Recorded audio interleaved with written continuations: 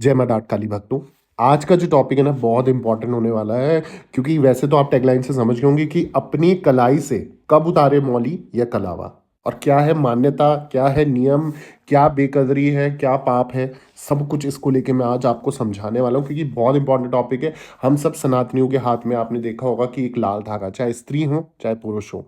जो शादीशुदा महिलाएं बहनें होती हैं वो उल्टे हाथ में बांधती हैं, और जितने भी पुरुष हैं उनके सीधे हाथों में ये मौली धागा बनता है।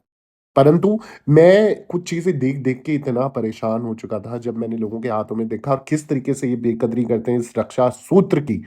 जैसे इसको हम मौली धागा भी कहते हैं और कई जगहों पे इसे रक्षा सूत्र भी कहा जाता है। ये लाल और पीले रंग का धागा कहलाता है, जिसे बाँधने के लिए हम किसी भी शुभ अवसर पर इसे बाँधा जाता है, व्रत पे इसे बाँधा जाता है, अलग-अलग समय पे इसका जो है हम धारण करते हैं इसको।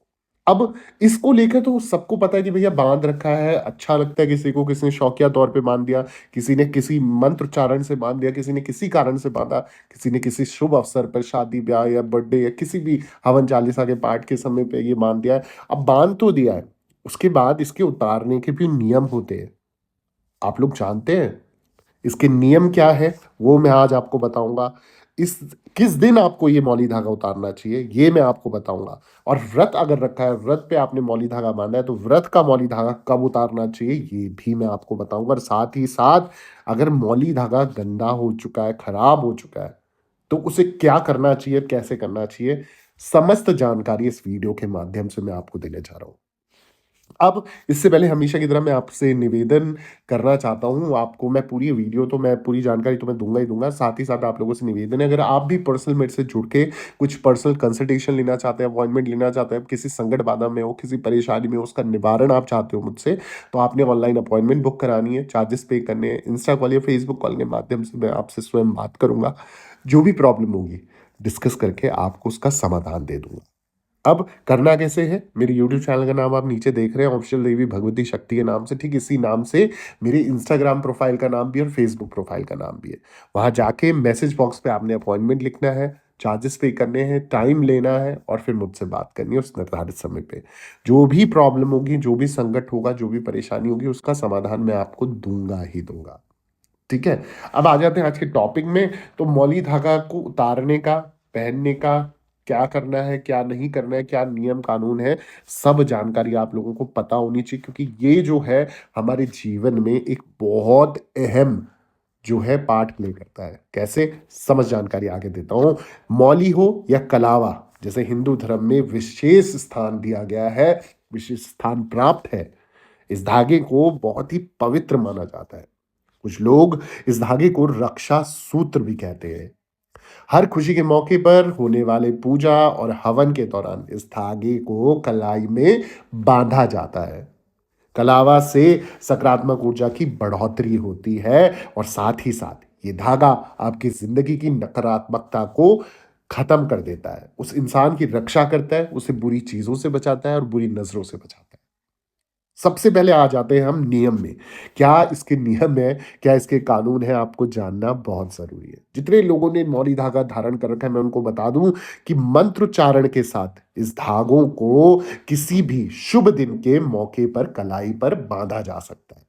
लेकिन क्या आपको पता है कि इस धागे को हाथ से कब उतारना चाहिए? क्योंकि मौली उतारने के लिए कुछ खास नियम बताए गए हैं।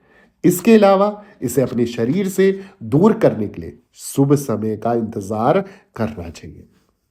तो चलिए जानते हैं वो कौन से नियम हैं। सबसे पहले जो चीज है कि किस दिन उतारना है मौली धागा, अगर मैं शास्त्रों की बात करूं, तो शास्त्रों के अनुसार मौली को मंगलवार या शनिवार के दिन ही उतारना चाहिए, क्योंकि इस दिन कलावा उतारने के लिए बहुत ही शुभ दिन माना जाता है।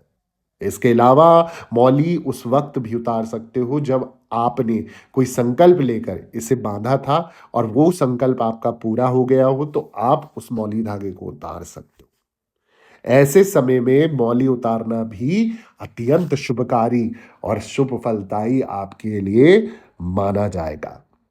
अब आ जाते हैं जब हम कोई व्रत करते हैं। अब व्रत में कब उतारना चाहिए, व्रत का मौली धागा कब उतारना चाहिए, ये भी जानकारी आपके पास होनी चाहिए।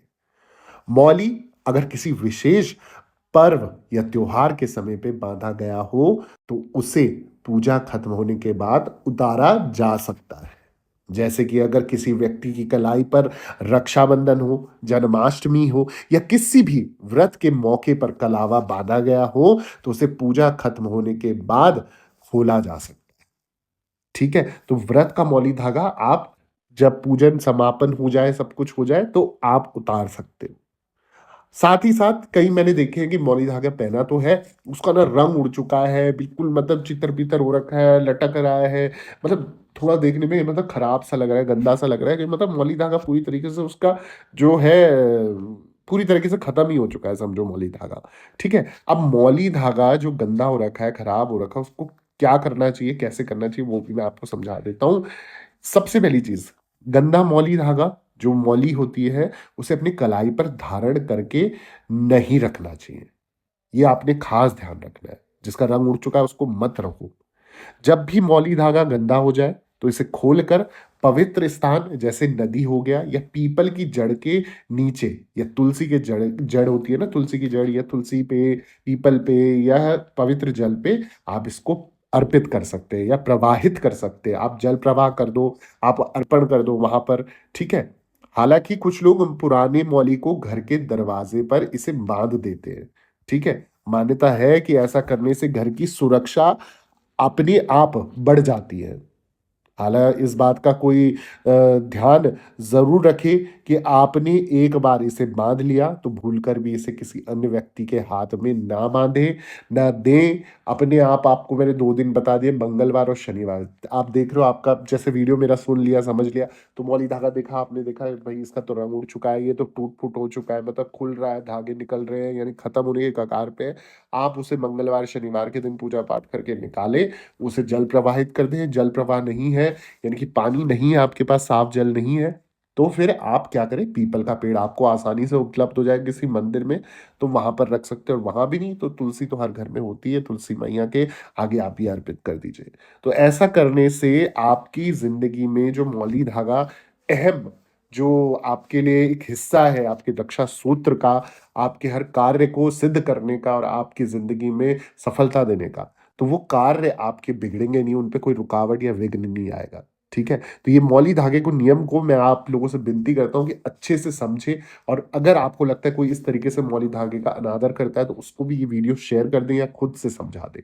तो इससे क्या होगा कि मौली धागे की इज्जत भी रह जाएगी और आपकी ज़िंदगी में रक्षा बनी रहेगी। अगर आपको भी मेरा वीडियो अच्छा लगा है तो प्लीज़ मेरे चैनल को सब्सक्राइब कर दीजिए, वीडियो को लाइक कर दीजिए, ज़रूरतमंद लोगों के साथ शेयर करना ना भूलें। कमेंट में जय माता दी ज़रूर लिखें और दरबार से बने रहें। सभी भक्तों को जय माता दी, जय मां डाट।